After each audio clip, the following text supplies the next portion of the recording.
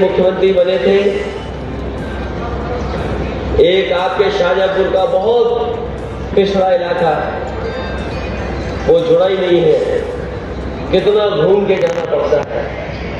ये हमारे साथी जानते होंगे उस जगह का नाम पुल का, सोचो कहां घूम करके जाना पड़ता था। सुना है जब से खंबा टूटा है उसका पिलर टूटा अभी तक ठीक नहीं कर पाए। जो पिलर टूटा, सरकार डबल इंजन वालों की 2 सरकारें, लेकिन आज भी पुल नहीं ठीक कर पा रहे हैं। बताओ हमारे गांव के लोगों को कितनी तकलीफ और परेशानी होगी, कहां से घूम करके जाते होंगे, कई 100 किलोमीटर चल करके जाना पड़ता होगा। और ये जो सड़क बनी है एक्सप्रेस वे, ये ऐसी एक्सप्रेस वे बनी है कि दिल्ली से कोई चलेगा तो उसे ज्यादा चलना पड़ेगा। मैंने पूछा सदन में कि कोई एक्सप्रेस वे बनता है तो एक जगह से दूसरी जगह को सीधा जोड़ने के लिए पहुंचाया जाता है, सीधा पहुंच जाए, इसलिए एक्सप्रेस वे बनता है। लेकिन चलो कोई बात नहीं, मंत्री जी ने अपना अलाइनमेंट बदल लिया, अलाइनमेंट शाहजहांपुर की तरफ ले आए। तो मैंने जब सदन में पूछा तो सोचो हमारे साथियों ने सुना होगा क्या कह रहे थे मुख्यमंत्री जी कि फर्रुखाबाद वाले चूसते रहे गन्ना और धन ले गए खन्ना।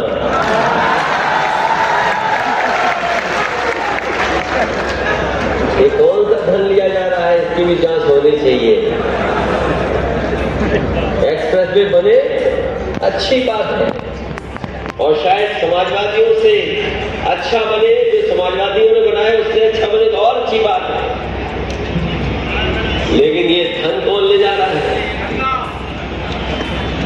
और ये ऐसा हाईवे है, ये सरकार का हाईवे नहीं है, इस गलत फहमी में न कोई, ये सरकार का हाईवे नहीं है, ये प्राइवेट हाईवे है। ये किसी को दे दिया गया है, किसी उद्योगपति को दे दिया गया, वो हाईवे है। हम लोगों ने तो एक्सप्रेस वे हाईवे इसलिए बनाया कि हमारे आम लोगों को फायदा हो, हमारे किसान और गरीबों की अर्थव्यवस्था बेहतर हो, तो उसके लिए हाईवे बनाया। लेकिन बीजेपी हाईवे जो बना रही है वो उद्योगपतियों को कैसे लाभ पहुंचे उसके लिए एक्सप्रेस वे बन रहा है। और जो लागत का हिसाब किताब लगाते हैं, मैं उनसे कहना चाहता हूं कि जो हिसाब किताब कभी कोई सदन में लगाते थे कि देखिए हमने सस्ता बनाया है, लेकिन कभी हिसाब किताब लगाओगे अगर सबसे ज्यादा लूट किसी सरकार में हुई है एक्सप्रेस वे के नाम पर तो वो भारतीय जनता पार्टी की सरकार में हुई है, चाहे वो बुंदेलखंड एक्सप्रेस वे हो, चाहे वो गंगा एक्सप्रेस वे जो आपके यहां से बन करके जा रहा है। पता नहीं कब बनेगा, जब बनेगा तब देखा जाएगा। लेकिन उससे पहले बीजेपी के लोग बताएं डीजल की कीमत क्या है, पेट्रोल की कीमत क्या है। बताइए साथियों, आपने तो डीजल पेट्रोल खरीदा होगा, क्या कीमत है आज? और जो लाल वाला सिलेंडर कहां पहुंचा दिया? संजय नारा की दिवाली पर खरीदने जा रहे हैं। ये दिवाली में इसलिए खरीदने जा रहे हैं क्योंकि चुनाव आ गया, पहले होली दिवाली निकल गई, उसका हिसाब किताब कहां है? कहीं हिसाब किताब इनके पास। और कह रहे थे कि इन्वेस्टमेंट आएगा उत्तर प्रदेश में, इन्वेस्टमेंट आने वाला है, बड़े बड़े आयोजन किए लखनऊ में, उद्योगपतियों को बुलाया गया कि कारखाने लगेंगे, उद्योग लगेंगे। बताओ शाहजहांपुर और पीलीभीत आसपास के लोगों, अगर कोई बड़ा कारखाना लग रहा हो जिसमें हमारे नौजवानों को नौकरी रोजगार मिल गया हो तो बता दो। नौकरी रोजगार नहीं, और सरकार से पूछो कि बताइए यहाँ बेरोजगारी बढ़ गई, तो हमारे मुख्यमंत्री तो इतना पढ़े लिखे जिसकी आप कल्पना नहीं कर सकते। ये कहां से डिग्री मिलती है योगी वाली, ये पता ही नहीं है। अगर हमारे सिविल को पता लग जाए कि योगी वाली डिग्री इस यूनिवर्सिटी इस कॉलेज में मिलती है तो हो सकता है हमें बहुत सारे साथियों को पकड़ना पड़ेगा कि वहां मत जाओ, यही रहो शिविर में। कोई जानता है कहां मिलती है डिग्री? और जब हम लोगों ने नौकरी रोजगार के बारे में पूछा तो सरकार कहती है कि 100 में केवल 4 रोजगार हैं। यहां मनोज पांडे जी भी बैठे हैं। सदन में हम लोगों ने पूछा कि बताओ कौन सा हिसाब किताब लगा रहे हो आप, कि जहां आप कहते हो कि 100 में 4 रोजगार हैं, बताओ शाहजहांपुर में के लोगों, क्या ये हमें बात मान ले सरकार की कि 100 में केवल 4 रोजगार हैं? और सच्चाई तो ये है कि किसी गांव में चले जाओ, किसी कस्बे में चले जाओ, हमारा 90% नौजवान बेरोजगार और बिना नौकरी के रह रहा है। और फिर क्या सरकार कहती थी कि नौकरी केवल यादवों को मिल जाती है, मुसलमान भाइयों को मिल जाती है। और बोलते बोलते हमारे मुख्यमंत्री जी कौन सी भाषा भूल गए? इनकी सरकार में 46 में 56 हो जाते। बताओ हमारे मुख्यमंत्री कितने जानकार हैं कि 46 में 56। हमने पूछा कि वो सूची कहाँ है 46 में 56 वाली? आज तक नहीं मिली 46 में 56। अगर मुख्यमंत्री जी नहीं दे पा रहे हैं तो कम से कम यहाँ के लोग दे दें, यहाँ के मंत्री घूम रहे हैं। 46 में 56 कौन भरोसा करेगा? और जो नौकरियां यहाँ मिल रही हैं, आप जानकारी वो जानते होंगे कि सबसे पहली लड़ाई और उस समय क्रांतिकारियों को तैयारी करने के लिए और क्रांतिकारी तैयार हो उसके लिए दल बनाने के लिए अगर कोई उस समय लोगों को ट्रेनिंग दे रहा था तो गैनालाल दीक्षित जी ट्रेनिंग दे रहे थे। उन्हीं के साथ हमारे आपके शहीद जिनको हमेशा हम लोग याद करते हैं, राम प्रसाद बिस्मिल, उन्हीं के साथ रह करके मैनपुरी कॉन्फ्रेंस का सबसे पहला केस लगा और आजादी की लड़ाई में अपनी जान निछावर करने वाले राम प्रसाद बिस्मिल, रोशन सिंह और अशफाकुल्ला खान को हम लोग नहीं भूल सकते। उनके साथ साथ न जाने कितने क्रांतिकारियों ने जान दे दी, आजादी की लड़ाई में अपनी जान निछावर कर दी, शहीद हो गए। उसके बाद हम लोगों को ये अपना आजाद भारत मिला। मैं अपने नेताओं को धन्यवाद देना चाहता हूं कि उन्होंने संविधान की शपथ दिलाई और ये शपथ जो हमने प्रस्तावना की ली है, यही संविधान की हमारी मूल भावना है। कैसे गैर बराबरी खत्म हो, कैसे राजनीतिक आर्थिक रूप से गैर बराबरी खत्म हो, और जिस संविधान को बाबा साहब भीमराव अम्बेडकर जी ने दिया, आज सबसे ज्यादा खतरा अगर किसी पर है तो वो हमारे संविधान पर है। और याद रखें समाजवादी साथियों, जिन्होंने सुना होगा, अखबार पढ़ते होंगे, जिन्हें जानकारी होगी, तो पुलिस चोर को पकड़ती थी। अभी तक तो जो आप और हम लोग फिल्मों में देखते थे या अखबारों में खबर पढ़ते थे, ये पढ़ते थे कि पुलिस ने चोर को पकड़ा।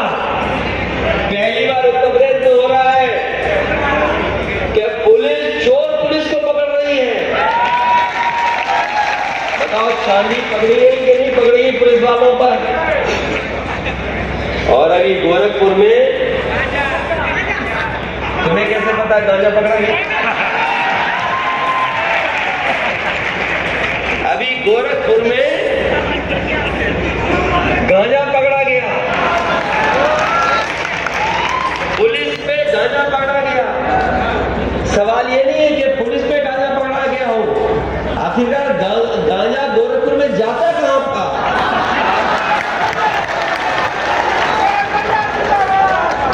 हमने पूछ लिया कि गांजा जाता कहां था, तो बता दें कि अब सर्दी आने वाली है, आप ही समझ लो गांजा जाता कहां।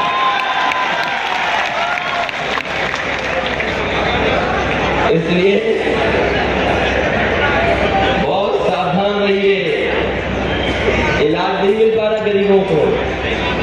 बताओ कहीं सरकारी अस्पताल में इलाज हो पा रहा है?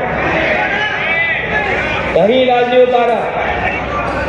यहां तो बता रहे 3 मंत्री हैं, 3 मंत्री, और बताओ शाहजहांपुर के लोगों को इलाज नहीं मिल रहा।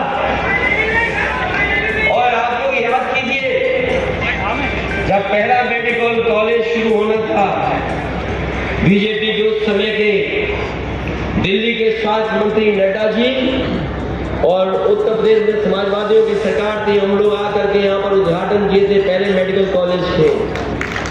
याद है शाहजहांपुर में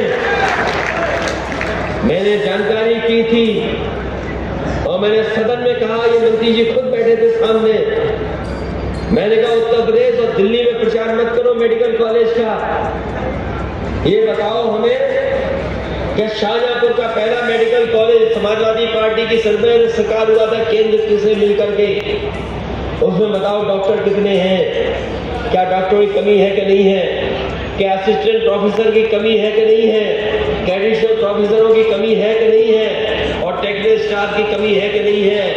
खड़े होकर के नहीं बोल पाए क्योंकि वो मेडिकल कॉलेज केवल नाम का है, उसमें कोई गरीब का इलाज नहीं हो पा रहा है, उसमें दवाई ही डॉक्टर है। बताओ कहीं दवाई मिल रही गरीब को? और ये नया बुखार आ गया है, बीजेपी कहती है हम विश्व गुरु बनेंगे। अरे पहले मच्छर तो पकड़ लो, ये डेंगू वाला मच्छर, विश्व गुरु बाद में बनना, पहले ये डेंगू वाला मच्छर पकड़ के दिखाओ। और जो सरकारी अस्पतालों में एक बिस्तर पे 2-2 मरीज हैं बुखार वाले, इनको एक बिस्तर दिला के दिखाओ, तब हम मानेंगे कि आप विश्व गुरु बन गए। बताओ कह रहे विश्व गुरु और डेंगू का मच्छर नहीं पकड़ पा रहे। डॉक्टर लोग कहते हैं कि डेंगू का मच्छर ज्यादा नहीं उड़ पाता है, नीचे नीचे रहता है। मुझे पता लगा है, जानकारी हुई है कि इतनी पुलिस लगाने के बाद भी कुछ लोगों की जेब कट गई। ये कहां से आ गए पता नहीं, पुलिस लेके आई है, अपने आप आ गई है। अभी हमारा पिछला सम्मेलन था तो जेब कतरे बताओ 2 गाड़ी से भरकर के दिल्ली के पास से हमारे सम्मेलन में आ गए। और कैसी पुलिस है बताओ, कैसी उत्तर प्रदेश की सरकार बताइए। याद रखना, हमारे सम्मेलनों को खराब करने के लिए बीजेपी वाले जानबूझ करके जेब कतरों को भेज रहे हैं, और जिनकी जेब कटी हो अगर तो बीजेपी वालों के खिलाफ दिखवाइए एफआईआर। कैसा समय है, बोलो विश्व गुरु बनेंगे और जेब तक नहीं, ये सरकार व्यापारी जाने कहां से आ गए। इसलिए बहुत सावधान रहना आप लोग, हर तरीके के बीजेपी के लोग साजिश षड्यंत्र कर सकते हैं। नहीं कही गई है कि अगर भारतीय जनता पार्टी दोबारा आ गई तो हो सकता है हमारे आपके वोट डालने का अधिकार भी छीन ले। इस बार 24 में अगर आ गए तो जो हमें बाबा साहब भीमराव अम्बेडकर जी ने अधिकार दिया, एक वोट था, ये भारतीय जनता पार्टी वो वोट का अधिकार भी छीन लेगी। अगर अधिकार हमारा छिन गया तो सोचिए क्या हम सरकार बदल पाएंगे? क्या हम लोग परिवर्तन ला पाएंगे? क्या हम बड़ा बदलाव कभी कर पाएंगे? इसलिए हमारे आपके सामने जहां चुनौती है वही बहुत लंबी लड़ाई है जिसको हम लोगों को जीतना है। वैसे तो हम लोगों ने जब चुनाव के समय पर चुनावी जनसभा देखी थी और यहाँ पर जितना कार्यकर्ता नेता बैठा है वो सब चुनावी सभा में आया होगा। जब मंच पर मैं बोलने आया तो मैंने देखा था पूरा मैदान भरा पड़ा था, जन सैलाब था, और शायद शाहजहांपुर की धरती ने इतना बड़ा जन सैलाब एक जगह कभी नहीं देखा था जितना उस समय 22 के चुनाव में जन सैलाब के समर्थन मिला। और उस समय लगा कि समाजवादी पार्टी का कोई मुकाबला नहीं कर पाएगा, सबकी सब सीटें समाजवादी पार्टी जीत जाएगी। लेकिन जब परिणाम आया तो परिणाम जब हम लोगों ने देखा तो हमारी समाजवादी पार्टी का खाता भी नहीं खुला, हम शून्य रह गए। जो लोग जीत रहे थे वो हरा दिए गए। ये विधायक राजेश यादव भी बैठे हैं, उनके क्षेत्र के लोग भी बैठे होंगे, उनका रिजल्ट भी आप जानते होंगे। आपने तो जिता दिया, लेकिन बताओ प्रशासन और भारतीय जनता पार्टी ने हरा दिया कि नहीं हरा दिया? वो जीत गए लेकिन हरा दिया। इसी तरह नीरज मौर्य, अगर हमारा ही साथी किसी और दल में न गया होता तो बताओ नीरज मौर्य जीत गए होते कि नहीं जीत गए होते? नीरज मौर्य विधायक होते, राजेश यादव विधायक होते, और ये हमारे तनवीर लगातार लड़ रहे हैं। और 9 बार के विधायक का मैंने चित्र देखा है 2 दिन से। 9 बार के विधायक का, ये जो 9 बार विधायक रहे हैं, इस जिले में 3-3 कैबिनेट मंत्री हैं, और पहले ये नगर विकास मंत्री थे, और आजकल पूरे खजाने का कब्जा है इनके पास। आपने सड़कें देखी, कैसी सड़कें हैं? सड़कें देखी हैं आपने? मैंने पूछा, हमारे साथ जयेश जी बैठे हुए थे, हमने कहा बताओ शहर देख नहीं पाई, ये पता नहीं कहां बाईपास से मुझे लेके जा रहे हैं। ये बाईपास से इसलिए लेके जा रहे हैं कि आप जल्दी पहुंच जाओ। अगर शहर से गए होते तो आप अपने होटल में नहीं पहुंच पाते। ये हालत है शहर की। आपको याद होगा देश के प्रधानमंत्री जी ने झाड़ू लगाया और उन्हें आह्वान किया कि स्वच्छ भारत अभियान में सब जुड़ जाओ, और भारतीय जनता पार्टी के नेताओं को जहां कहीं भी झाड़ू मिला वो झाड़ू लगाने लगे, हर जगह झाड़ू लगाया। लेकिन पता नहीं भारतीय जनता पार्टी के यहाँ के नेताओं क्या हो गया, उन्होंने शाहजहांपुर में झाड़ू नहीं लगाया। अभी जब मैं तनवीर जिलाध्यक्ष के घर से बाहर निकला, मैंने ढेरों कूड़ा देखा, इतना कूड़ा देखा जिसकी आप और हम लोग कल्पना नहीं कर सकते। बताओ शहर में हर जगह कूड़ा दिखाई दे रहा है कि नहीं दिखाई दे रहा? और कूड़े को खाते हुए जानवर देखे हुए नहीं देखते। और एक जानवर तो लखनऊ से जैसे ही निकले हम, शाहजहांपुर तक हमें वो जानवर डिवाइडर पे दिखाई दिए। ये जो साथी गांव से निकल करके आए होंगे, बताओ सड़क के किनारे कहीं टकराते हुए दिखाई दिए कि नहीं दिखाई दिए? कोई डिवाइडर नहीं बचा है जहां पर वो जानवर में दिखाई देते हो। पता नहीं भारतीय जनता पार्टी को सांडों से कौन सा प्रेम है। यही इनका स्वच्छ भारत है। सोचिए, अगर हम शाहजहांपुर को देख लें, ये वो मंत्री हैं जो मुख्यमंत्री को कभी कभी बोलने नहीं देते। पूरे खजाने का उनका हिसाब किताब है। और इनका शहर देखो तो सड़कों में गड्ढे और कूड़ा, और बिजली कब आती होगी, कब चली जाती होगी, और जब बिजली का बिल आता होगा तो बताओ आपको करंट लगता है कि नहीं लगता है?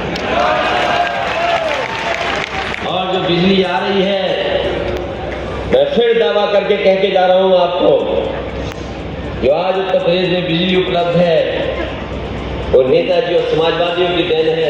अगर नेताजी और समाजवादियों ने उत्तर प्रदेश में इतने बिजली के कारखाने नहीं लगाए होते तो शायद उत्तर प्रदेश में गरीब किसान को इतनी बिजली नहीं मिलता।